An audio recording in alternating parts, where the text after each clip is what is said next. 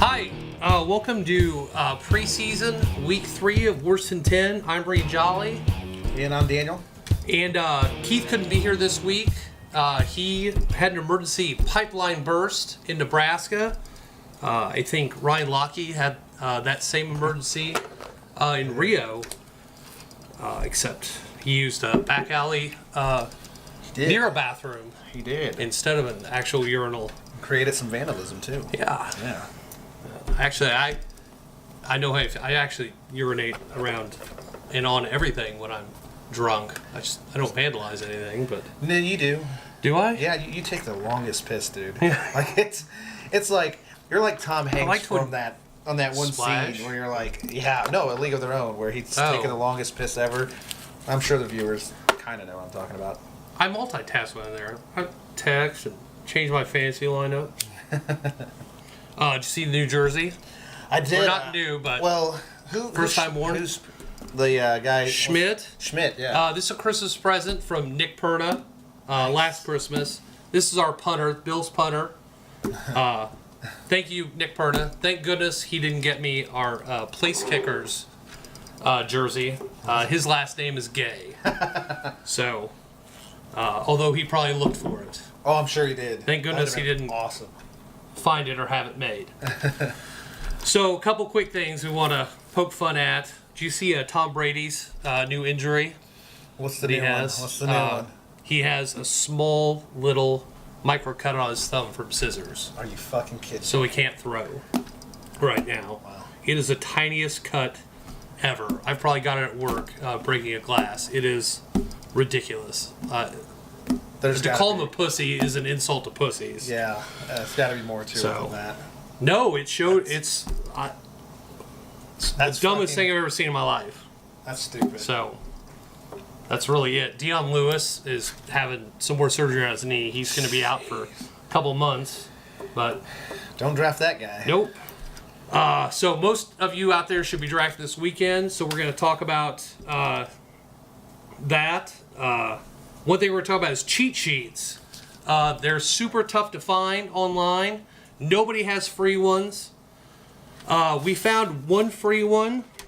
It's scoutfantasy.com.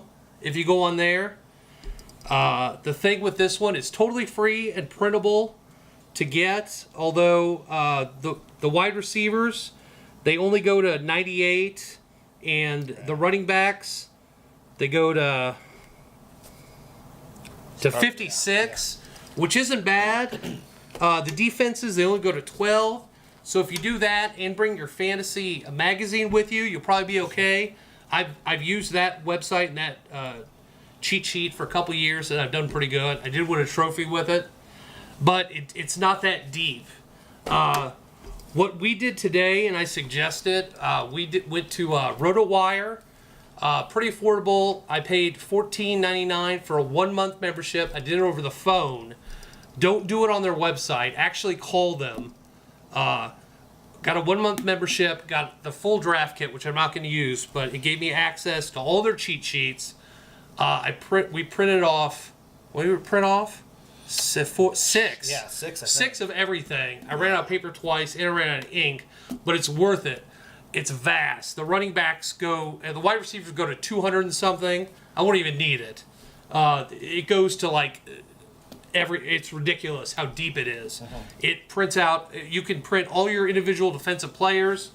Knowledge is power, basically. I hate that you can't find a printable cheat sheet anywhere. You really can't. Even on Yahoo. When we used Yahoo forever. Used to. It's such a big business Everywhere. now. Yeah, it is business. Everyone wants you to put a $10 deposit in FanDuel, and they give you access to it. Or everyone wants you to be a member of something for a fee. Some places want you to pay $150 for a year membership of some bullshit. They send you emails of fantasy updates. Like our show, our fantasy info is totally free.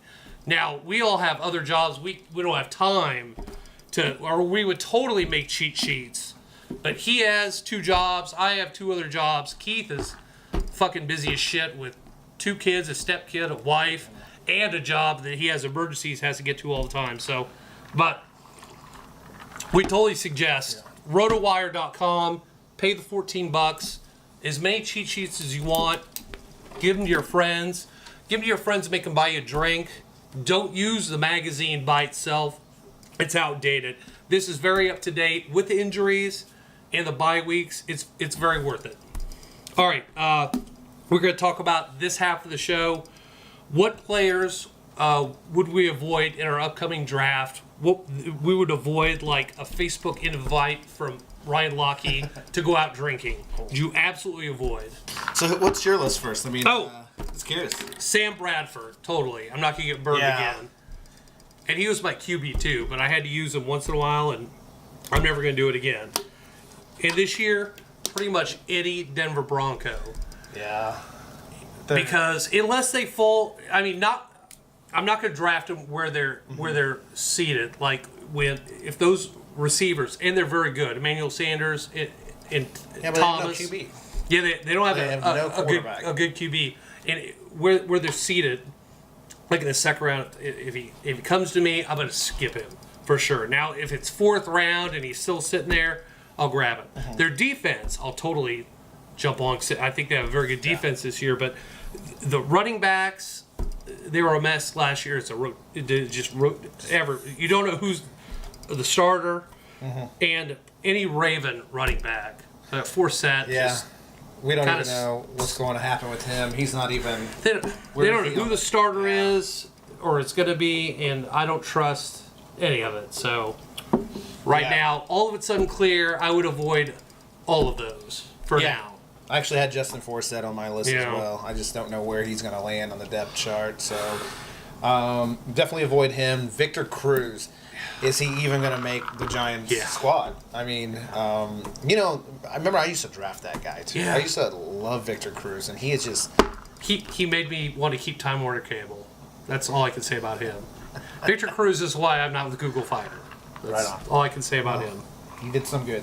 And Ladarius Green, a guy that I drafted, or didn't draft, but actually picked up late in a couple and we of talked big about him last year. Ladarius Green just really came up big, but he's having some injuries, and we don't know really what's going on with him right now. Right now, as far as we know, he's still a Pittsburgh tight end, but for how long, we don't know. He's considering retirement. Yeah, so there is. So, yeah. But anyway, that's first. Our next segment of our video, we're going to be talking about top 10s.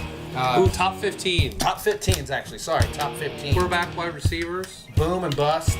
We got a pretty good list, so click on our next video, and we'll talk a little bit more in depth with that. We'll see you in a minute. Thanks, guys.